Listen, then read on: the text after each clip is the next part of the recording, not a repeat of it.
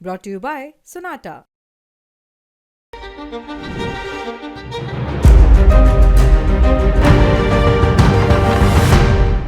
दशकों से पाकिस्तान की चालें तो भारत देख ही रहा है। ये भी कोई नई बात नहीं है कि पाकिस्तान का दोस्त तुर्की उसके साथ कंधे से कंधा मिलाकर खड़ा रहता है, लेकिन अब इंडिया के खिलाफ पाकिस्तान की मुहिम में तुर्की पूरी तरह खुलकर सामने आ गया है। हाल ही में पहलगाम आतंकी हमले के बाद से भारत और पाकिस्तान के बीच तनाव अलग स्तर पर पहुंच गया, जिसमें पाकिस्तान को तुर्की का ओपन सपोर्ट मिलता नजर आया। अब सवाल आता है कि किन आयामों में पाकिस्तान को तुर्की का सपोर्ट मिल रहा है। इंडिया टुडे के पत्रकार हिमांशु मिश्रा ने इस पर एक डिटेल्ड रिपोर्ट हम तक पहुंचाई है, जिसमें से 5 मुद्दों पर हम बात करेंगे। सबसे पहले तो बात आती है सेना और हथियारों की, फिर बात आती है इंफॉर्मेशन वॉरफेयर यानी सूचना के जरिए जंग की। तुर्की के राष्ट्रपति रसब तैयब अर्दोआन का इसमें क्या रोल है? कश्मीर मुद्दे में तुर्की ने किस तरह हस्तक्षेप करने की कोशिश की और भारत इसके लिए किस तरह जवाब तैयार कर रहा है? आपके मन में आ रहे इन सारे सवालों के जवाब हम बारी बारी से आपके सामने रखते हैं।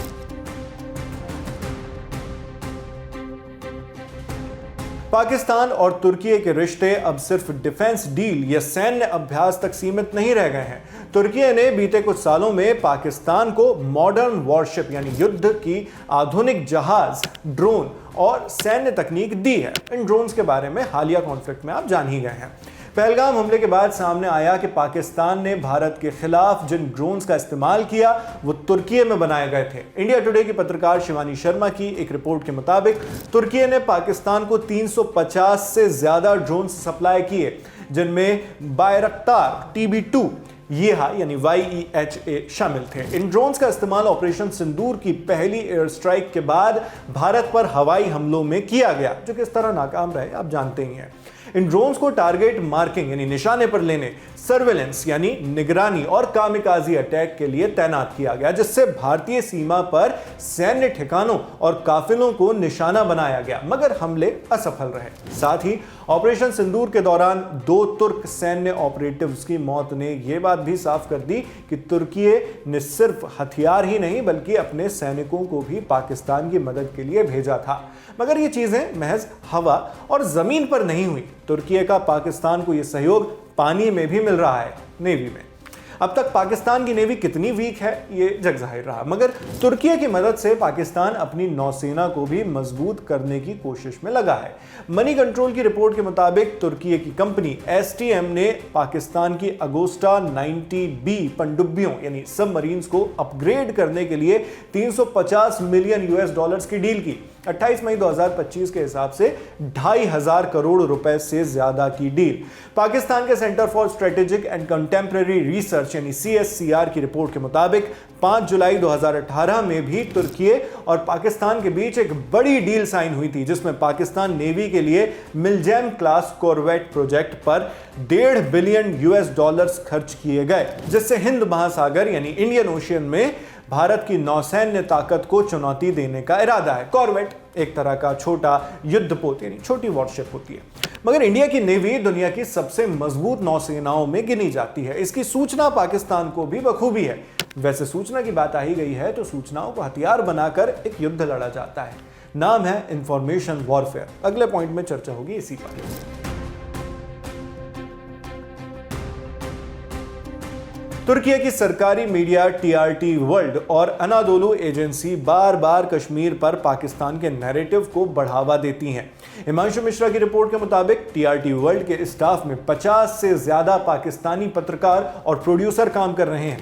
2019 में आर्टिकल 370 हटाए जाने के बाद TRT वर्ल्ड ने 30 से ज्यादा लंबी स्टोरीज पब्लिश की, जिनमें से 14 को पाकिस्तानी विदेश मंत्रालय ने प्रमोट किया था। इसी तरह सोशल मीडिया पर बॉयकॉट इंडियन प्रोडक्ट्स जैसे हैशटैग भी तुर्की और पाकिस्तान मिलकर ट्रेंड कराते हैं, ताकि भारत की छवि को अंतरराष्ट्रीय स्तर पर नुकसान पहुंचाया जा सके। बाकी और किस तरह के झूठ इस इंफॉर्मेशन वॉरफेयर में पाकिस्तान बढ़ चढ़कर फैलाता है वो आपने हालिया कॉन्फ्लिक्ट में खुद देखें। रिपोर्ट्स बताती हैं कि पाकिस्तान के इन सारे कारनामों में तुर्की के प्रेसिडेंट रसब तैयब अर्दोआन भी अपने देश के हवाले से पूरा खुला साथ देते हैं। तुर्की के राष्ट्रपति अर्दोआन के बेटे बिलाल अर्दोआन की संस्था तुगवा यानी तुर्की गेंचिलिक वक्फ ने 6 अप्रैल 2025 को कश्मीर फोरम आयोजित किया, जिसमें पाकिस्तानी आईएसआई से जुड़े लोगों को भी बुलाया गया था। इसके चंद दिनों के बाद ही 22 अप्रैल 2025 को पहलगाम आतंकी हमला हुआ है। कश्मीर से ही जुड़ा एक और आयोजन हुआ, रसेल ट्राइब्यूनल, जिसमें फिर जाल बिछाए गए, भारत को घेरने की असफल कोशिशें हुई। क्या, इस पर अब थोड़ी बात कर लेते हैं।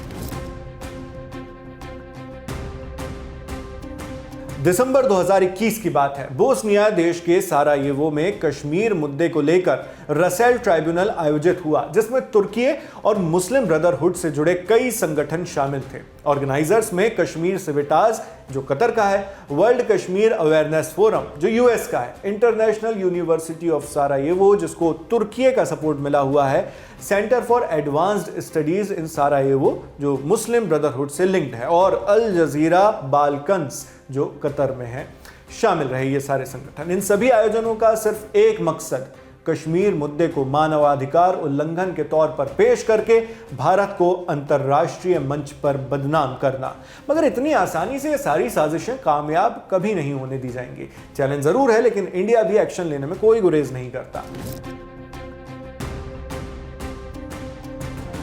भारत के खिलाफ तुर्की पाकिस्तान का ये ट्रांसनेशनल गठजोड़ सिर्फ कूटनीतिक यानी डिप्लोमेटिक या मीडिया वॉर नहीं, बल्कि एक सुनियोजित साइकोलॉजिकल और लीगल जंग है। लेकिन भारत ने हालिया ऑपरेशन सिंदूर और आतंकवाद के खिलाफ अपनी जीरो टॉलरेंस नीति से दिखा दिया है कि अब न तो कश्मीर पर कोई समझौता होगा, न ही भारत की छवि को बिगाड़ने की इजाजत दी जाएगी। साथ ही तुर्की के साथ भारत ने कई समझौतों पर भी रोक लगा दी है, जिनकी खबरें आपको दी लल्लन टॉप पर बताई गई हैं।